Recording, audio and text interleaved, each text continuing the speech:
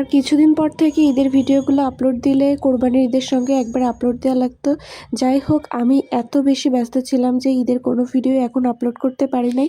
এটা ছিল ঈদের আগের দিন, অর্থাৎ চাঁদ রাতের দিন। চাঁদ রাতে আমরা এত বেশি এক্সাইটেড ছিলাম যে বৃষ্টির মধ্যে আমরা বের হয়েছিলাম। যদিও আমরা যখন বাসা থেকে বের হই তখন একদমই বৃষ্টি ছিল না, কিন্তু চৌরঙ্গি মোড়ে যখনই গেলাম তখনই দেখলাম যে টিপ টিপ করে বৃষ্টি পড়তেছে। আমাদের উদ্দেশ্য ছিল আমরা প্রথমে একটা রিক্সা নিয়ে পুরো মাগুরা শহর ঘুরবো, কিন্তু বৃষ্টি হওয়ার কারণে আমরা রিক্সা নিয়ে চলে গেলাম ফুডিওতে যাওয়ার পরেও এটা দেখে মনে হচ্ছিল না যে ওই দিন চাঁদ রাত ছিল।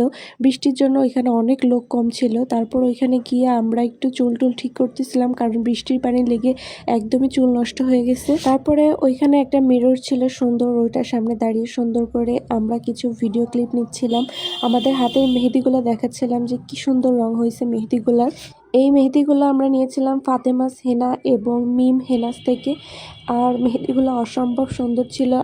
বৃষ্টির কারণে ওই দিন ফুডিও দেখতে কিন্তু অসম্ভব সুন্দর লাগছিল। আমরা অনেকগুলো ভিডিও করেছি আর সবগুলো ভিডিও অনেক সুন্দর এসেছে। এরপর আমাদের খাবারও দিয়ে দিয়েছিল, আমাদের বেশ ক্ষুধাও লেগেছিল। আমরা খাওয়া দাওয়া করে নিলাম ভিতরে গিয়ে। ওই দিন আমি, তৃষা এবং ইমু তিনজনে মিলে অনেক ভালো সময় কাটায়। আমরা অনেক গল্প করছিলাম আর খাওয়া দাওয়া করছিলাম। এরপর পাশের টেবিলে তাকাতেই দেখলাম যে একটা ভাইয়া অন্য একটা আপুকে মেহেদি পরিয়ে দিচ্ছে হাতে। জানি না এটা ভাইয়ার গার্লফ্রেন্ড কিনা ওয়াইফ হবে। তারপরেও বিষয়টা কিন্তু অনেক সুন্দর লাগছিল। আমরা ওটা দেখেই তিনজনে মিলে গল্প করছিলাম।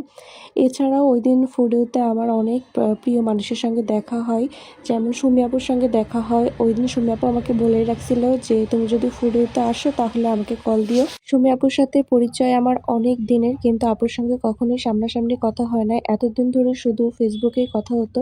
তো সেদিনকে আমরা অনেকক্ষণ গল্প করি দেখা করে।